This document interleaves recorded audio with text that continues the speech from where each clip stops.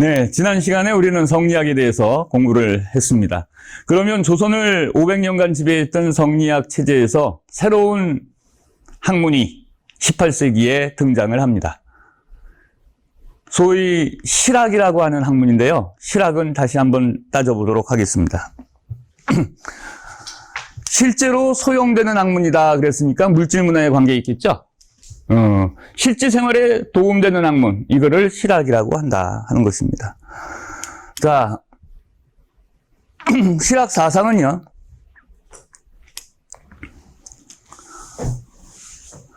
(17세기) 중엽부터 발생을 했는데, 성리학에서는 어때요? 공리, 공론 많이 하죠? 정신문화적 측면에서 이게 옳고, 이게 그르고, 이게 착한 거고, 이게 악한 거다. 근데 그 논쟁해봐야 답이 생기나요? 돈이 생기나요? 안 생기잖아요. 그런 거를 공리공론이라고 하죠. 그 공리공론에 반대해서, 왜 반대했어요? 이게 물질문화적으로 발전을 못하니까 소위 정신문화가 낮은 오랑캐라고 하찮게 낮춰서 부르던 친구들한테 우리가 당했단 말이에요. 임진왜란, 정묘호란, 병자호란 다 작살이 났잖아요. 그러니까 지식인만 많으면 뭐하냐 이게. 예? 지식인만 많으면 뭐예요? 쌀이 나와요? 돈이 나와요? 그냥 칼로 베어버리면 죽는데. 그래서 그 성리학의 단점인 공리공론에 반대해서 정치 경제적 현실 문제와 과학, 기술, 역사, 문학, 풍습 이런 것과 같은 우리 문화에 대한 광범위한 연구를 통해서 당시의 조선의 변화와 개혁을 주장했던 새로운 사상을 우리는 실학사상이라고 한다. 그런데요, 문제가 있습니다. 이 실학사상을 연구한 사람들이 그 사상을 가지고 집권을 해서 정책에 반영했다든가 아니면 정권을 잡고 있는 사람한테 영향력을 끼쳐가지고 정책에 반영을 시켰다든가 이런 게 없었어요. 세력이 약해서. 그러니까 제야학자의 제야 사상으로 흘렀다라는 것밖에는 없습니다. 그러니 나라 망했죠. 한일합방. 우리 측 원인으로 본다면 그래서 망했죠. 실학은 실사구시의 학문이다라고 알려져 있습니다. 그러면 실사구시가 뭔가? 실자가 들어가서 그냥 실학인가 보다 이렇게 시험 볼 때 암기를 하는데 우리는 실학의 의미를, 실사구시의 의미를 정확하게 알아야 되겠죠. 사실의 토대를 두어서 진리를 탐구하는 일이다. 즉, 자연과학적 증명 방법이 동원된다는 거죠. 사실적 명백한 증거가 있어야 된다는 겁니다. 그래서 실학과 고증학은 통하는 것입니다.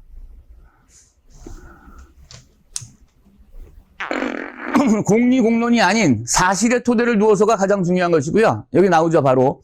공리공론을 떠나서 정확한 고증을 바탕으로 하는 과학적, 객관적 학문의 태도를 잃은 것으로 중국 청나라 고증학의 학문의 태도에서 볼 수 있다. 유학의 한 갈래인 청나라에서 발생하는 고증학도 바로 실학적 의미에서 발생을 하게 되는 것입니다. 그래서 사실의, 객관적인 사실의 토대를 두어서 진리를 탐구하는 일을 실사구시라고 합니다. 자, 그러면 새로운 학문에서 얘기하는 부국강병과 민생안정을 이루는 방법이 뭐냐 하는 거죠. 실학은 물질문화를 강조했기 때문에 당연히 먹고 사는 문제와 당하지 않는, 전쟁에서 당하지 않는 그러한 현실적인 과정에 관심을 많이 뒀겠죠. 나라가 부강해야 병사도 강력한 병사를 유지할 수 있겠죠. 지금 보세요. 경제력이 뛰어난 미국, 군사력이 세계를 제패할 수 있을 만큼 막강하지 않습니까? G2라고 하는 중국이 공산주의지만 자본주의를 흡수함으로써 엄청난 경제적 발전을 이루었죠. 따라서 G2가 되지 않았습니까? 그들은 군사적으로 동아시아를 엄청나게 위협하고 있습니다. 지나간 산업사회에서는 일본이 부국강병에 성공을 했죠. 그래서 아직까지도 그 영향력이 막강하게 남아있죠. 자, 부국강병이 돼야 민생 안정이 되겠죠. 그러한 것을 이루는 방법에 따라서 농업을 중시하면 중농학파라고 얘기를 합니다. 중농주의 실학파, 줄여서 중농학파. 농업 발달을 시켜서 부국강병 민생 안정을 이루자 하는 것입니다.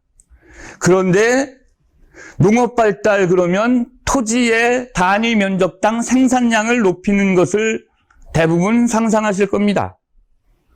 그런데 아니거든요.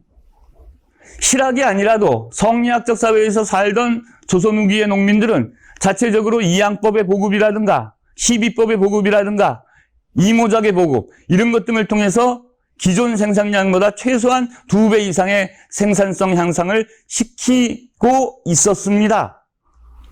사상의 문제가 아니었다는 것입니다. 생산성은. 자연스럽게 조선 후기에 발달해 나가는 생산성을 더 이상 강조할 필요는 없겠죠. 그런데 보세요. 생산성은 높아졌는데, 즉 먹을 거는 많아졌는데 총량이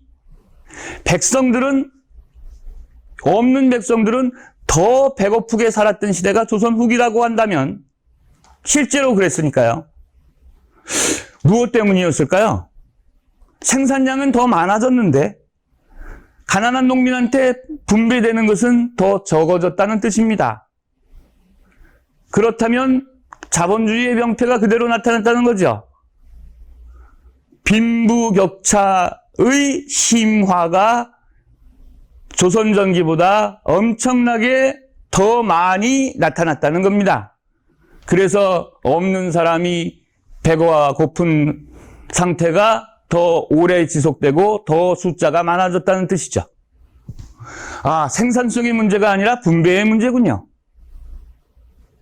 자, 생산성의 문제가 아니라 분배의 문제라면 중농주의 실학자들은 생산성을 향상시키는 영농기술의 발달, 이거 관심 별로 두지는 않았습니다. 물론 하나도 안 뒀다는 뜻은 아닙니다만 그것보다 더 중요했던 것은 토지개혁이었습니다.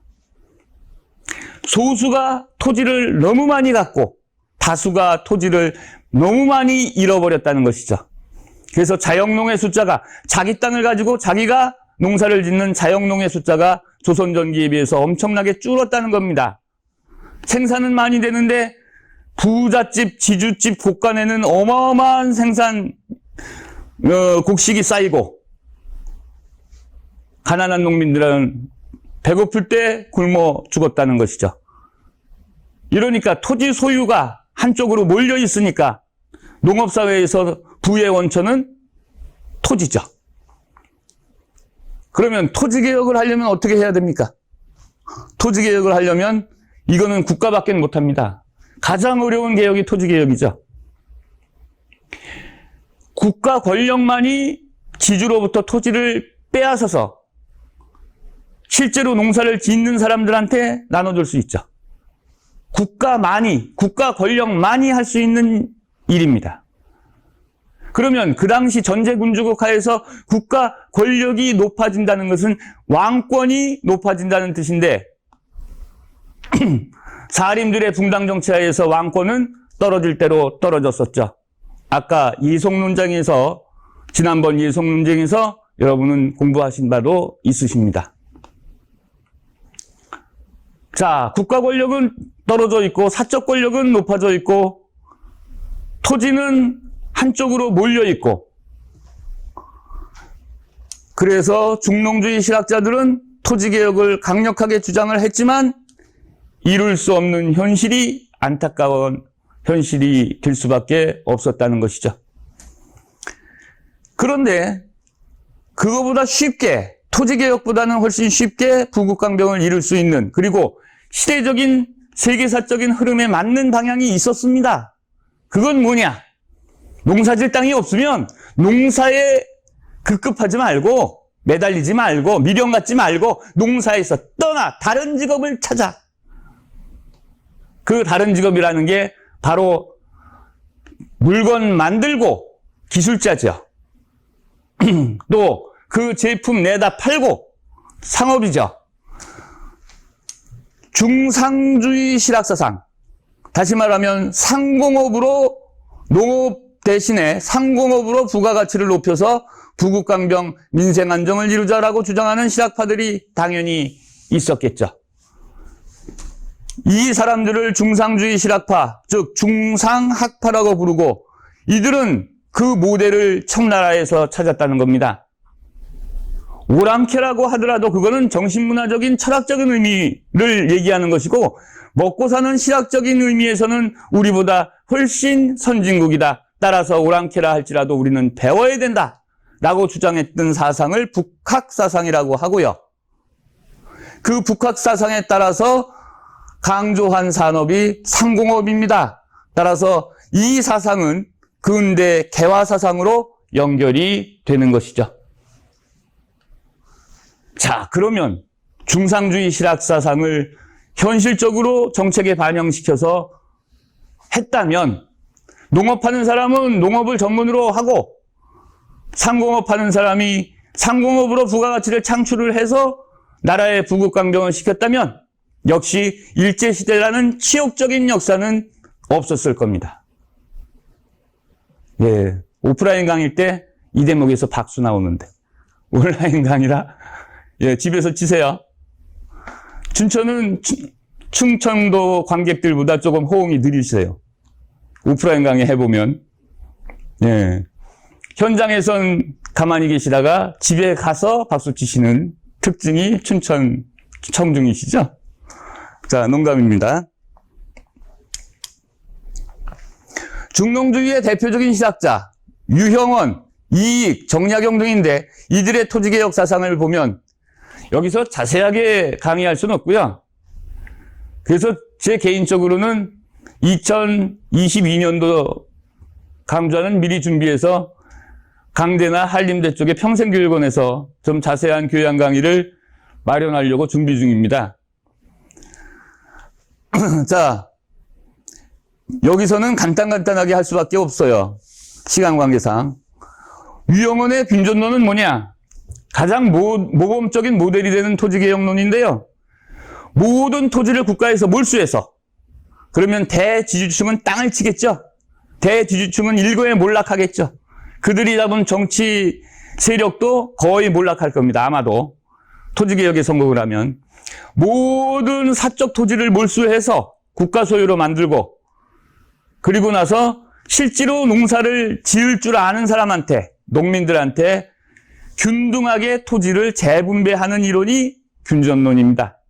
그 자세한 이론은 생략하고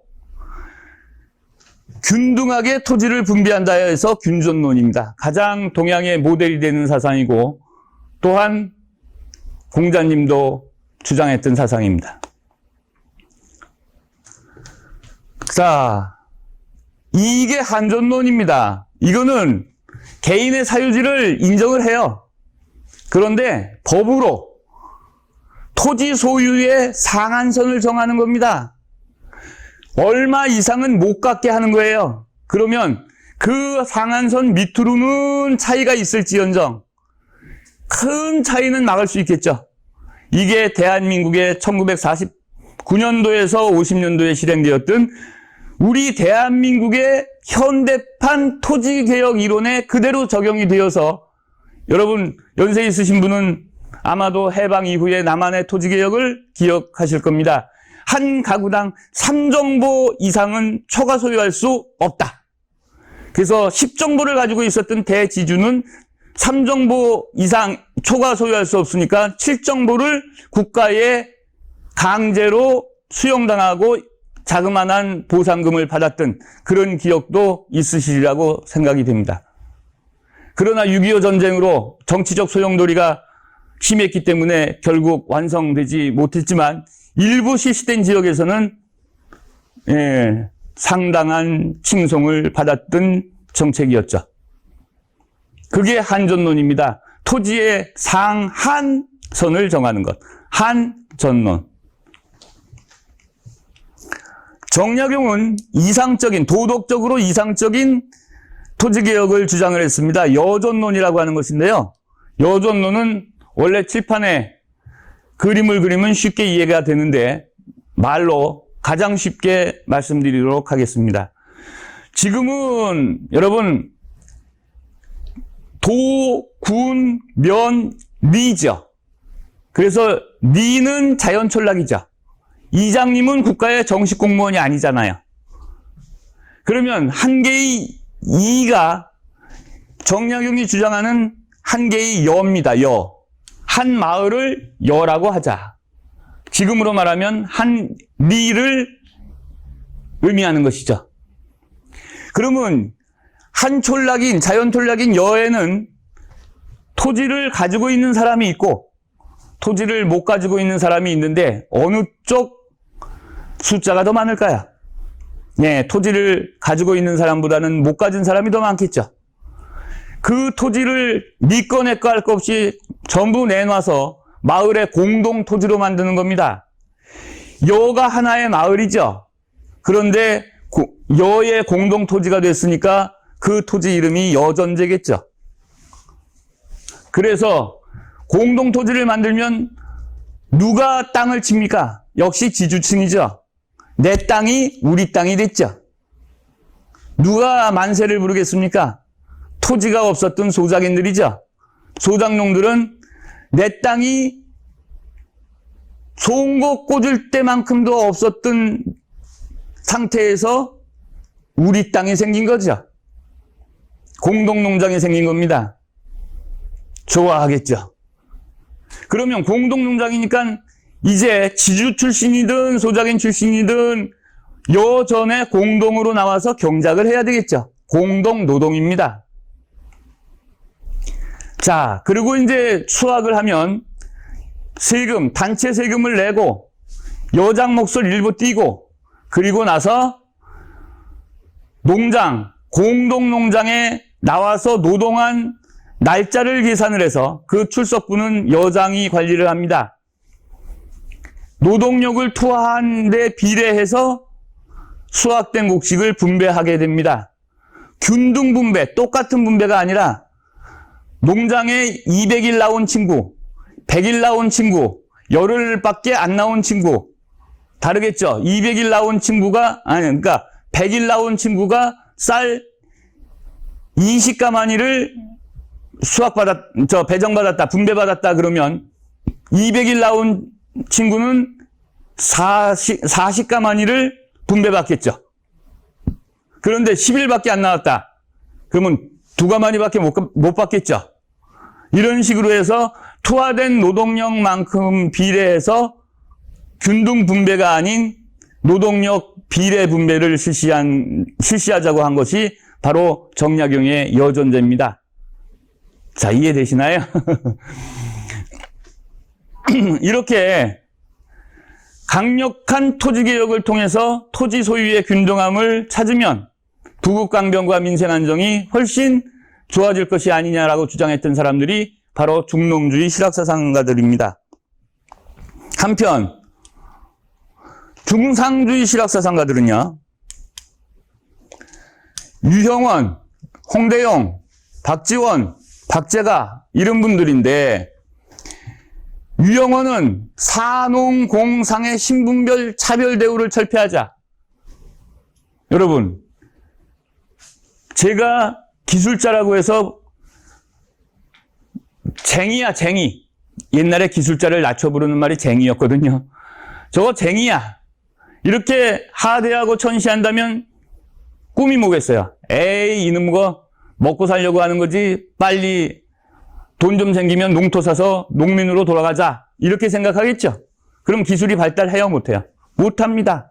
따라서 관습적인 차별 대우를 했던 지식인, 농공상, 예? 사와 농은 우대받고 공과 상은 천시받는 신분적 차별 대우를 철폐하라. 홍대용 이분은요, 지동설, 지구구형설을 퍼뜨림으로써 중국 중심의 세계관을 붕괴시킨 자연과학자입니다. 지구가 둥글고 지구가 태양을 돌면 중이라는 개념이 없어지죠. 따라서 중국 중심의 세계관을 타파했던 분이고, 박지원은 중상주의의 완성자라고 볼 수 있습니다. 이분은 수레와 선박을 강조한 거 보니까 청나라에 비해서 유통구조를 대형화시키자라는 것을 강조했다라고 볼 수가 있습니다. 그리고 화폐 사용의 긍정론, 열하일기가 유명한데 이건 다음 강에서 제가 정약용 선생님의 목민심서와 함께 열하일기를 비교해서 다뤄보도록 하겠습니다. 마지막으로 박제가 선생은 그 당시에 첨단 자본주의 이론인 소비권장을 외쳤습니다. 경제를 뭘로 비유했느냐? 우물물로 비유를 한 겁니다. 그래서 우물은 계속 사용을 하면 물이 계속 나오지요. 우물물 아낀다고 해서 사용을 안 하면 어떻게 됩니까?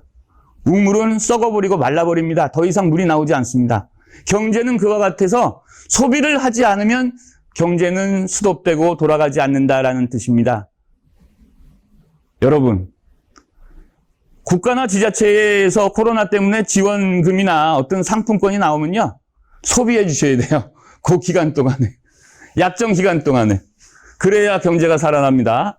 이거는 200년 전에 이미 우리나라의 박제가라는 중상주의 실학 사상가가 주장했던 내용입니다. 이분의 대표적인 저서로는 북학사상에 입각한 청나라의 물질 문명을 배우자라고 주장한 책이 유명합니다. 여러분, 실학이 정말 성공했다면, 18세기에 실학의 시대가 도래했다면, 성리학에서 실학으로 대체했다면 우리는 일제한테 먹히지 않았을 겁니다. 조선왕조는 멸망하지 않고 자체 변화를 통해서 민주공화정으로 발전했으리라고 생각이 됩니다. 유감천만입니다. 다음 시간에 뵙겠습니다.